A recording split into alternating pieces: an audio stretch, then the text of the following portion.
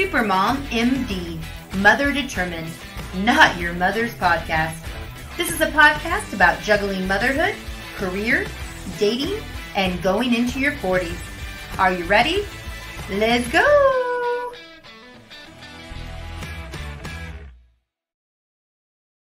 Hello. Yay! How are you? I am great. How are you? I'm doing good. It's good to see your face. I have been thinking about you a lot. So, Well, good things, I hope. yeah, I mean, I worry about you. I worry about my friends sometimes, like I can tell by your tone over text. I think that's how close we're getting because I can tell by your tone over text that something's not up. And I never know if I should like reach out and be like, is everything okay? Because I feel like I don't want to add to the anxiety or stress. How you never add to the anxiety and stress. No, I have been crazy busy, but that's all good. It's really good to be busy sometimes, I think. Kinda. It is. I'm going on a vacation in October, so I'm really looking forward to that since we missed our vacation in April due to COVID. Yeah. So I'm looking forward to doing that, but I'm excited about the show today. I am too. But first, before we get into this, let's talk about our RX from last week. So the RX from last week I thought was super, super cool. And it was to write a letter to yourself 20 years from now. Yes. And I thought that was such a cool idea. We had talked about how I had done this when my daughter was, I think, like 3 or 4. And I had written a letter to open on her 16th birthday, which we did this year. And so I did this. I wrote this letter 20 years from now. I will be in my 60s. Which is so weird to think about, right? I know. That's so mind-blowing. I know. It is so mind-blowing to think like, oh my gosh, we are going to be that age someday, hopefully. We're gonna be rocking the Golden Girls. Totally. Like I just feel like I'm gonna be in like tracksuits like a lot. Like I feel like I'm gonna rock bright colors. I'm gonna be in like every bright color, pink and bling that I can find. I'm gonna be like that obnoxious grandma that's like wearing like just bling out everything. I love it. I'm gonna have the bright red hair, like maybe like the obnoxiously red hair. I think it's gonna be cool. But I did do that. Did you write your letter? I don't want to lie to the audience. I started to, and it was like, I'm not there completely. I definitely will. But it's a big deal. Like sometimes our RXs are a little bit, not so much of a big deal, right? They're not so heavy, but I felt like this was a really heavy topic, and right? I want to do it right, Yes. Because in 20 years, you're going to look back and go, what the heck? Well, I don't want to like half-ass it. You know what I mean? No, because you're putting an investment into something for yourself. No. Yes, exactly. Yeah. So that's why. So I'm going to be honest. If you guys did not do it, neither did I. I did start though. I'm not lying about that. But then I was like trying to I think I like overthought it a little bit because I wanted it to be like I open it in 20 years, like, oh, cool, and I didn't want to, I started writing it and then I was like, I don't like that version. And then I was realizing I was rushing. Yeah. So I just need like some space, and it may be where I don't write it till October when I'm finally on vacation. Yes, absolutely. Where my brain is like, okay, I don't have 27,000 meetings about to happen. But I think that's relevant too, to be honest with yourself, right? About who you are now and just say, hey, this is us in our 40s and we are extremely busy. Don't know if you remember that, but we have no time for anything. And these are our challenges and our fears at this point. Right. Absolutely. And I think that might be kind of cool to like look back to in your 60s and go, wow, maybe I needed to take a breather every once in a while. No, absolutely. And so, so I will, once I do write the letter, I'll update you guys and let you know I did it. But I'm excited for you. I want to get, those seals are like the wax kind of. Yes. Yeah. I want to get a seal for it and doing it old school. Yeah. Like I think it'd be so cool. I hope I just don't forget where I put the letter. You have to put it with your will or whatever, like in your fire safe box or something, right? That's a good idea. That's where I'll put it. Okay. With my passports and such. All right. Good. Okay. So now today's topic, Yes. Yes. We were talking about 5 things never, and we're going to repeat this, never to say to a mom, guys. Yes. Like, seriously. And I feel like I was writing up our list with you, and I was looking going, I'm guilty. I'm guilty. I think that everyone's a little guilty, but also it depends on the tone that you use with some people when you're being quote unquote judgmental. Yes. You know what I mean? Like sometimes I think you have to like their best interest at heart. Yes. Okay, so number 1, let's talk about the number 1. And this is what I'm talking about. Number 1. This is what I'm talking about when you're saying your best interest at heart. Like, yes. Aw, you look tired. Oh, I am tired. Right? Like that's what moms are like. I've had like people that I've worked for and stuff where I was tired, but like I really gave it like my extra game of like trying to get my makeup nice, trying to get my hair nice. And like I walk in and they're like, oh man, you look tired. You're like, what the heck, man? Like I thought I was like rocking it today. And like, clearly I'm not. Right. So, you know, but I think that's really rough. Yeah. It is. That's really rough though, because I feel the same way. And it's like, sometimes it's like you don't feel like you're all that tired, but then someone tells you that you look tired and you're like, oh, cool. I thought I was doing better than apparently it appears that I am. Absolutely. And so here's my thing. I think that if you're doing it with a good intention, like let's say it's like a friend and you're like, oh man, are you okay? You're looking a little tired, you know, like, should we go get some wine later or do a wine Zoom or, you know, something like that? That's different versus like, okay, not that I've done this because I don't really have a lot of girlfriends, but like I'm thinking of like high school, right? But like now fast forward 20 years for being a mom, right? Yeah. Okay, so like, it's like those girls or moms that are kind of like, oh, hi. And like, I imagine this is what like typical moms get to do when they're like in play groups or something like, oh, hi, how's it going, Stephanie? Oh, it's going great, Susie. How's it going with you? Awesome. And then Susie walks away and then like Stephanie's like, dude, doesn't she look tired? She like seriously needs some sleep. Like, or she's looking beat down. Yeah. Or it's like, you know, or, oh, is the baby not sleeping? Oh, like those are the kind of jabs that I think are not cool because you don't really, nobody wants to hear you look tired. You don't know. Maybe the baby is sleeping fine, but I'm really busy at work. Or maybe the baby is sleeping fine. I'm really busy at work. I have to do a podcast recording. I am writing sketch comedy and I am writing a book and I'm doing all of these other things that are super, super cool that you're not involved with, Sharon. And that's why I look really tired right now. I always laugh because it's like, yeah, my baby's 18, but you know, they don't sleep well. No, and especially when you have a special needs kiddo that wakes up sometimes at 4 a.m.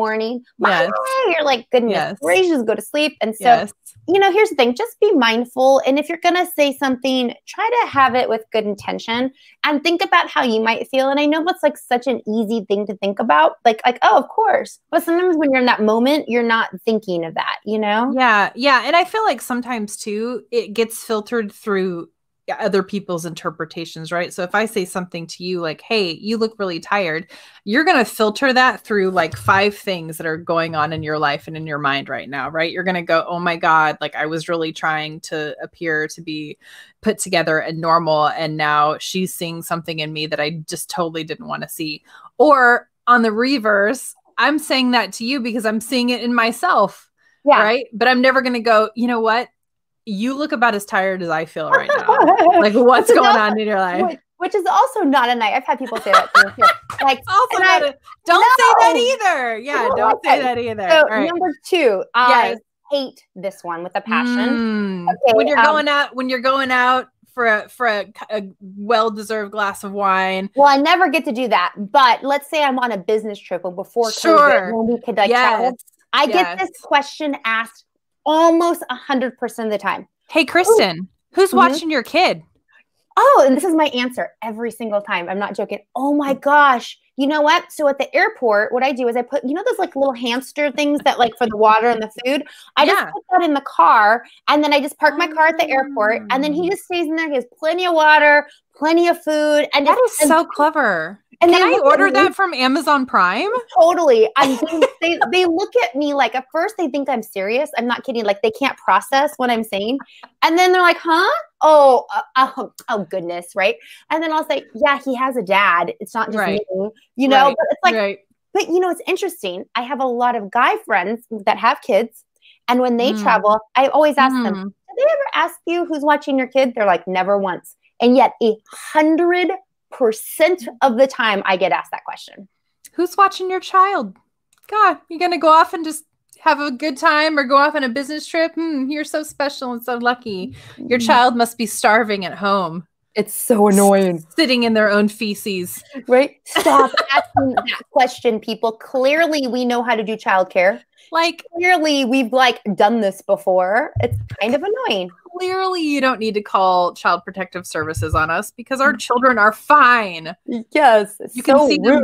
They look fine. They're well-dressed, well-fed, and they look happy on Instagram. So the question should be, you go. Oh, you're not with your kid. Can I buy that first glass of wine for you? Because that should be the question. Okay. So anyways, that's my, I love it on that. Okay. What's number 3? Number 3, I've gotten this quite a bit because I do suffer from anxiety and I overdo this. I over worry. And it's someone who says, you know what? You worry way too much.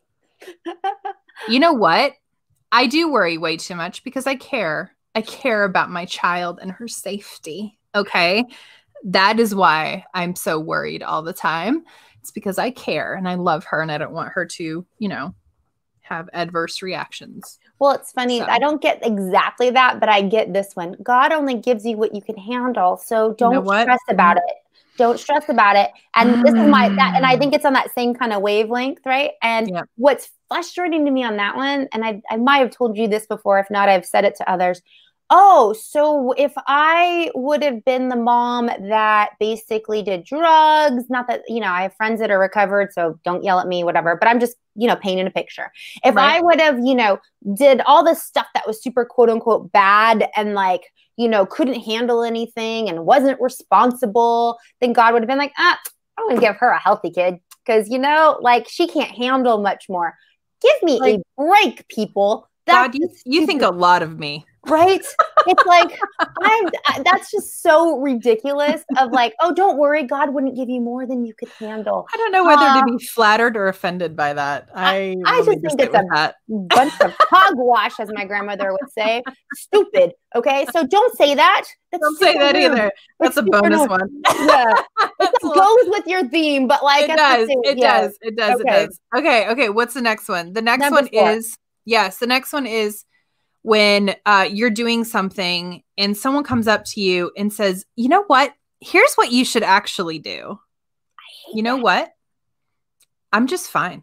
I'm doing it my way. I'm sorry. Did I ask for your opinion? I don't remember asking for your opinion. Oh, why don't you just do it for me then? That's super cool. Like, yeah. And you know what? Do you find that the people who come up to you and go, here's what you should do, are people that you honestly can't even say their last name or possibly even their first name? Like, do you know these people normally? Because I don't. I'm trying to think. I have such a small bubble. So typically, usually it's somebody that like, for something like that, it's like, let's say I get a lot of people that think I need advice when I'm at the grocery store or, you know, obviously pre-COVID, right? So it's like, there's always these things like where I would be doing, say, oh, you know what you should do? Oh, you know how you should do it? Oh, and I'm always like, did I have a sign that said I'm like asking for opinions? Like, I'm not like that Snoopy character that, you know, is sitting there trying to give someone 5 cents for their opinion. Like, I don't understand why people just think their opinions, you know, should just be verbally told to me when I'm already 20 minutes late. And now I have to be nice and I have to go, okay. That's so awesome. Thank you so much for your opinion. Awesome. So here's my thing on this. If you want to tell someone how to do something, you should just do it for them because then that would be helpful. You know, you want to tell me how to do it right. I'm just thinking you're the expert on this. If you want to do it, you should just do it. You know? Absolutely. Yeah, absolutely. I just quick story time. When I was married for the first time, my former mother-in-law came to visit when my daughter was a newborn, and they stayed for a very long time in my house and did not have any real helpful tips for me with my child, or was not really helping me take care of my child. But when she left, she made me drive her to Target, and she picked up a slew of cleaning supplies, wrote out how to use each one of the cleaning supplies with handwritten diagrams and everything, and gifted those things to me in a cardboard box upon her departure. And I accepted those very gracefully and said, gosh, I'm going to miss you so much when you leave, and your plane is you're probably going to miss it if you don't leave like right now. Like, get out of my house right now. Yeah. And when my husband came home, my former husband came home, I handed him the box with the instructions and said, here, your mother left you something.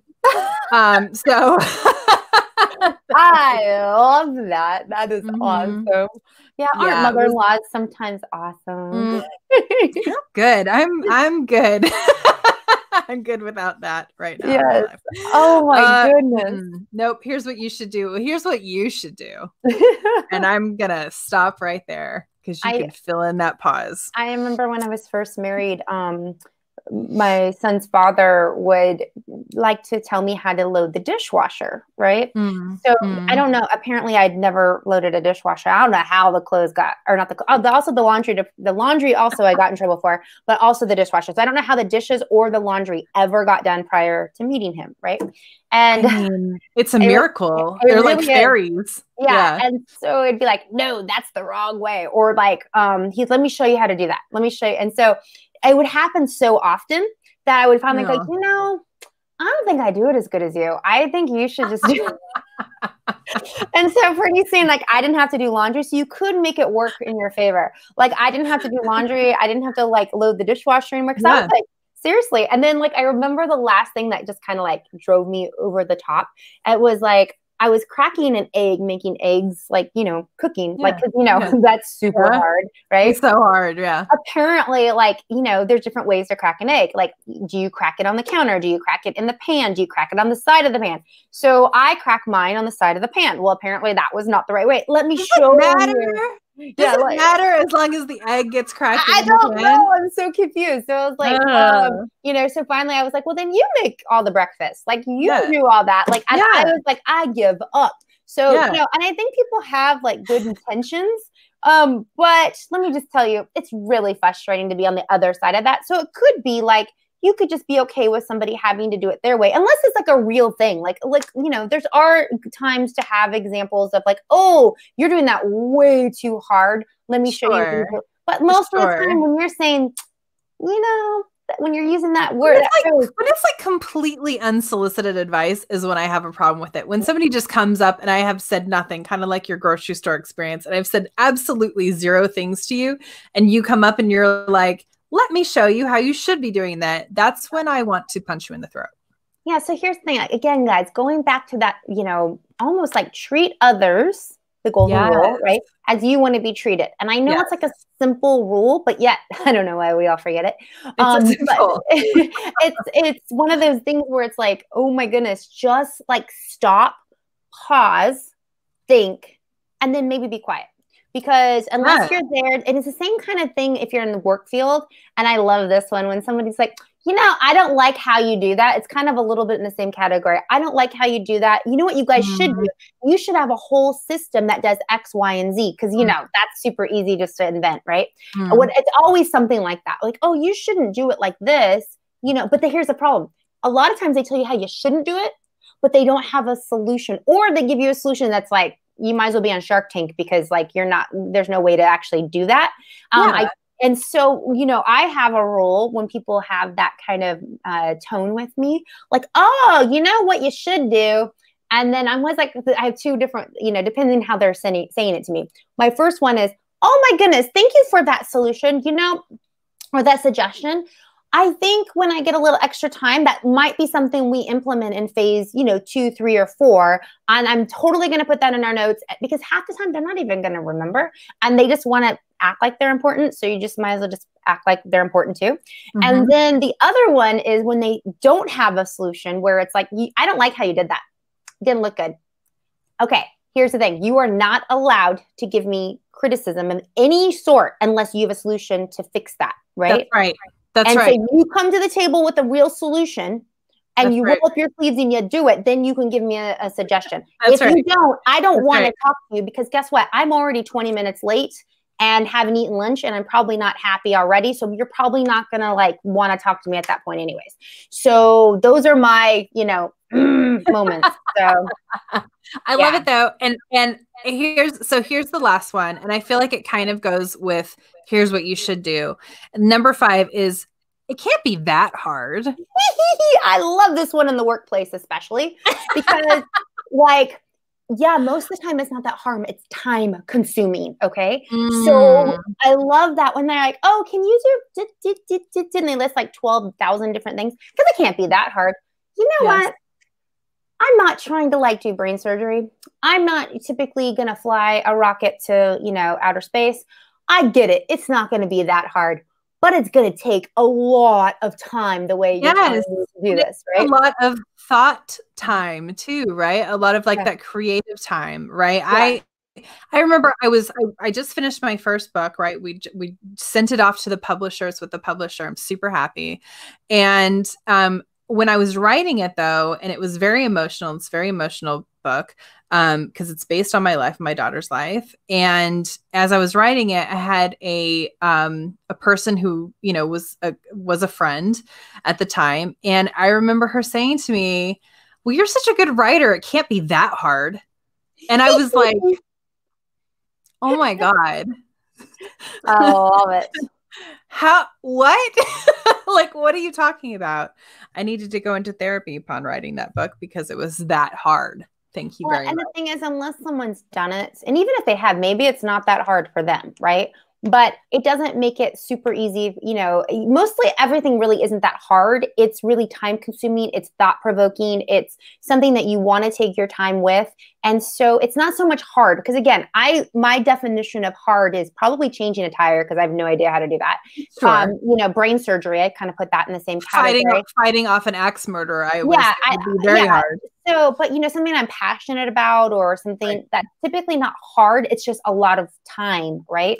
But if that person has never done that before, then it would be really hard, right? Yeah. But if that person has never done that before and they're saying to you, it can't be that hard. How do you know?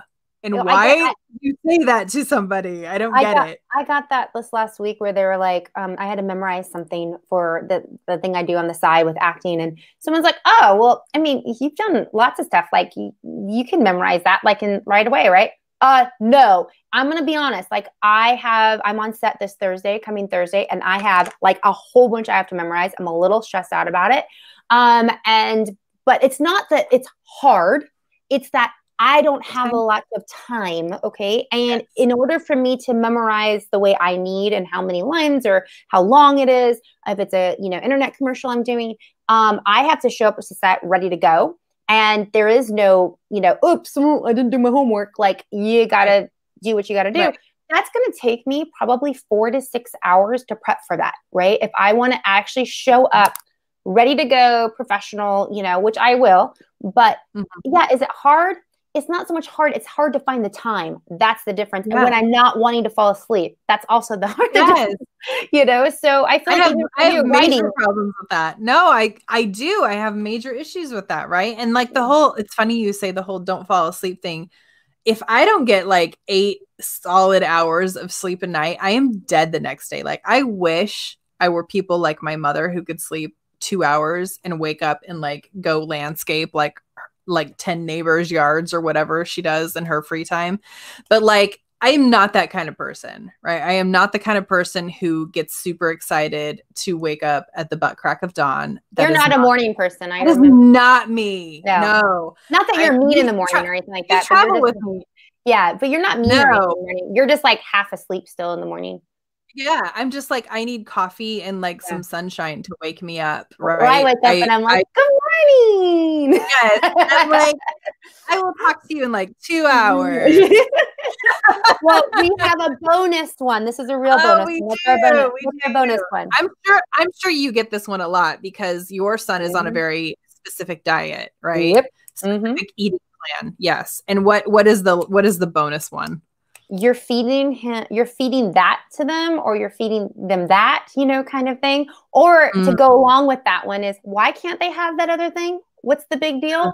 Right? Or they'll roll their eyes. What do they have to eat then? Why would you feed them that? That's the only thing they can have. Because clearly my kid has starved this last 18 years, Yeah.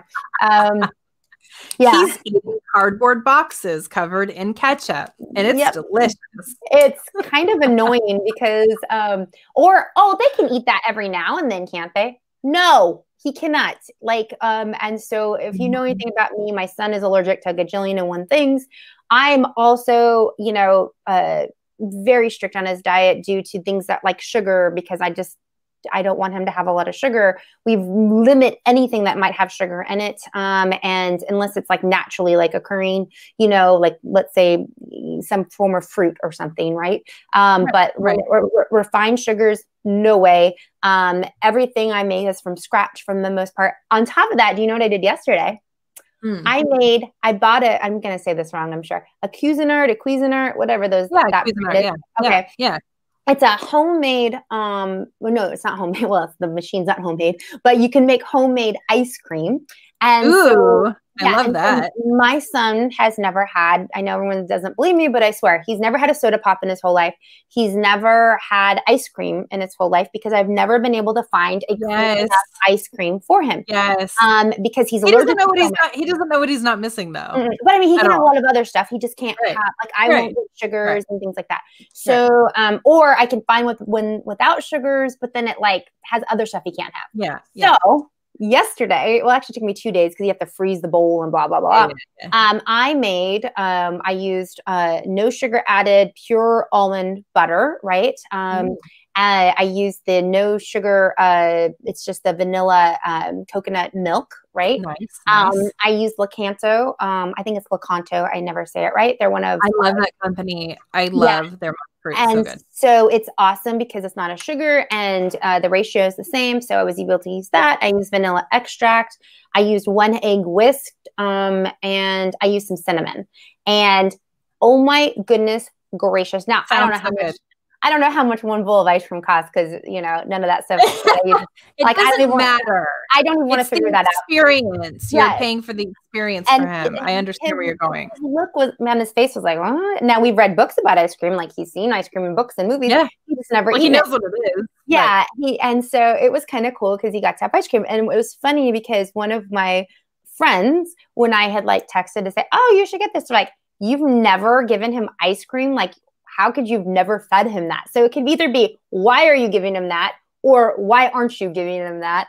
And, here's my thing. I don't walk around when you people are given like the cereal that's like the junkiest cereal I've ever seen in my life, or McDonald's. And please don't sue me if you guys are McDonald's, but I'm sure there might be something like healthy there. I don't know. I have not eaten at McDonald's for salads and unsweet. No, sorry, not 20. I'm sorry. It's been 16 years since I've been anywhere near a McDonald's. God. Right. And again, I'm sure that there's, but I'm sure there's something there by now that's, not horrific, but I don't want my son to have that. So like, but I don't judge other people. Like, I'm not like, oh, you went there. I mean, sometimes I might, when I like see a Facebook posting, I'm like, what the heck are they giving their kids? But I don't actually say it to them. Right. And it's mostly because I just think we are what we eat. And when you feed your kids junk and then they have like ADHD or they have other stuff, it's kind of like, well, duh, you just gave them a bowl of sugar for breakfast, or did you look at their lunch like that? That's not healthy. A Lunchable, again, please don't sue me if you're Lunchable, but like Lunchable is not healthy, people. It's not good. It's not good. Sasha's never had a Lunchable either. Yeah. Yeah. So it's like, it just blows my mind. So but here's the thing. I can think it, but I don't say it. So you can think it all you want about me. I give you 100% permission, but don't ask me, because like, unless you want to know a good recipe on the alternative of like what something healthy you can give, then I'm all for that. But like, you do you. Let me be me. And like, I think it would be more like excitement about like, oh my gosh, what was his reaction to having it for the first time? Like, what was that like? And most people are like, there's no way he's never had a soda pop. Yeah, there's a way he's never had a soda pop. So, and I'm a big believer. He's like sneaking out at night to go to the 7-Eleven to like get adults to buy know what that pop. is. You know what I mean?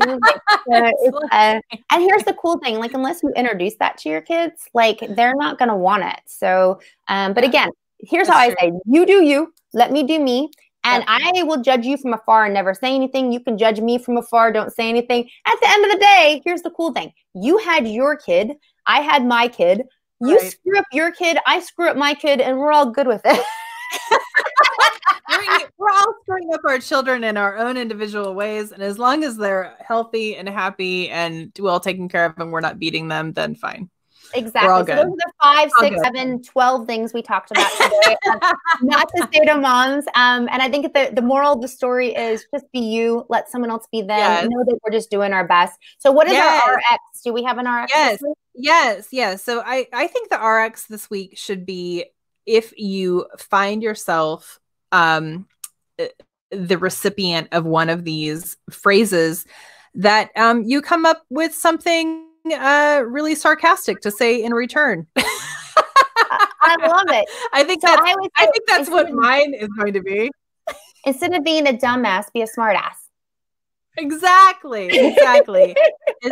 Take a note from Kristen's playbook, and if someone asks who's watching your children, say they're in the car with a giant hamster wheel and one of those water bottles. I got it from Amazon Prime. I will send you the link later. I love it. And then walk away with no explanation.